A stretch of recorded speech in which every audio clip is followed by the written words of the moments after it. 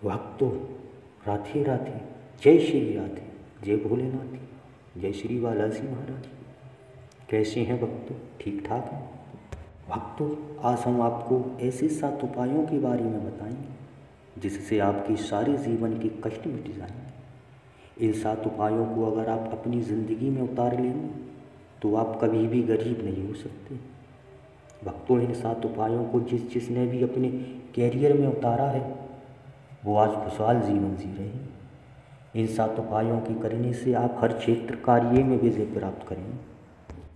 भगवान भोलेनाथ और श्री बालाजी महाराज हमेशा आपके साथ रहेंगे भक्तों। इस संसार में कोई भी ऐसा व्यक्ति नहीं है जिसे परेशानी न खदेड़ा ना हो, जिसे पल पल परेशानी ने रुलाया ना हो। ऐसी भी स्थिति मनुष्य के ऊपर आई है कि खाने तक के लाले पड़े हैं भक्तों। ये विधि का विधान है, कभी खुशी कभी गम।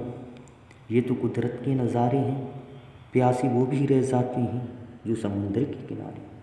लेकिन भक्तों, जीवन में कभी हार नहीं माननी चाहिए।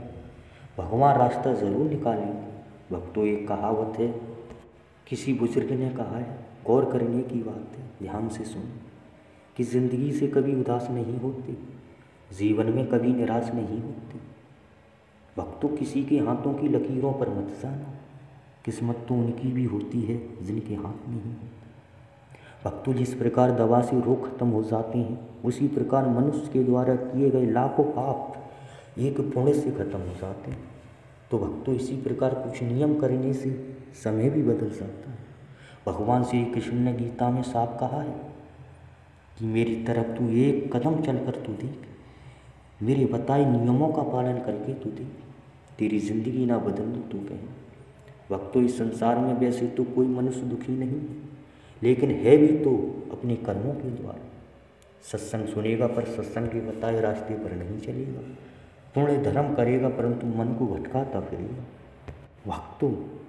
इस संसार में लाखों ऋषि, करोड़ों संत, हजारों विद्वान ज्योतिषी हुए, वो सतमार्ग पर चलने के उपाय बताते हैं, परंतु मनुष्य बिल्कुल भी ध्यान नहीं देता है। गुरु तो बना लेता है पर गुरु के बताए मार्ग पर कभी नहीं चलता। फिर कहता फिरता है, मुझे ये परेशानी है, मुझे वो परेशानी है, मेरा कार्य सिद्ध नहीं हो रहा। सिद्ध हो भी तो कैसे? तुम किसी के द्वारा बताए मार्ग पर अभी तक चले हो। इसलिए भक्तों, मेरे जैसे सैकड़ों हजारों संत मुनि ज्ञान बांटते फिरते हैं, परंतु ज्ञान लेने वाले नहीं मिलते, उनके बताए मार्ग पर चलने वाले नहीं मिलते भक्तों। आज मैं जिन 7 उपायों के बारे में बताने जा रहा हूँ उन पर एक बार चलकर तो देखना, तकदीर ना बदल जाए तो कहना भक्तों। एक बात जरूर कहूँगा, अगर आपका इन 7 उपायों से भला हो जाए तो औरों को भी जरूर बताना, शायद तुम्हारे बताए द्वारा उनका भी भला हो जाए भक्तों। अब ध्यान से सुने इन 7 उपायों के बारे में। प्रथम उपाय यानी पहला उपाय, रात को जल्दी सोना, सुबह सूर्य उदय से पहले उठना। जो व्यक्ति ऐसा करता है उसका घर हमेशा धन धान्य से भरा रहता है। लक्ष्मी जी उस व्यक्ति के घर को छोड़कर कभी नहीं जाती। द्वितीय उपाय यानी दूसरा उपाय, जो भी व्यक्ति सुबह खाट या पलंग से पैर धरती पर रखने से पहले धरती माता को हाथ जोड़कर स्पर्श करता है, उस व्यक्ति का घर माल खजाने जैसे सोने चांदी से, जवाहरातों से भरा रहता है।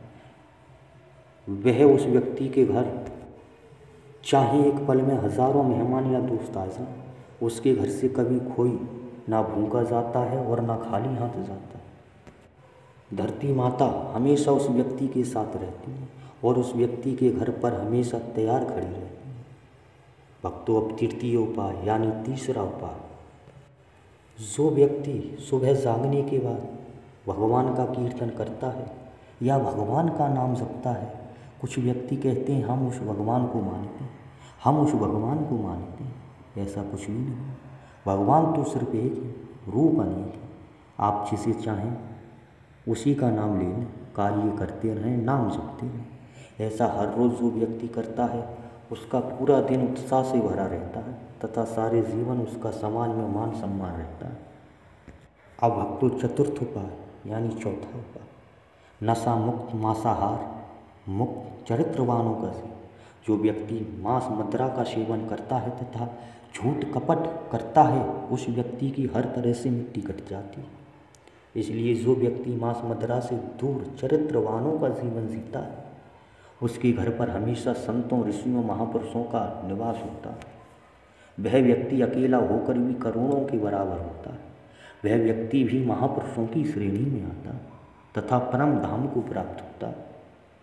अब है भक्तों पंचम उपाय यानी पांचवा उपाय, माता पिता बुजुर्गों की सेवा।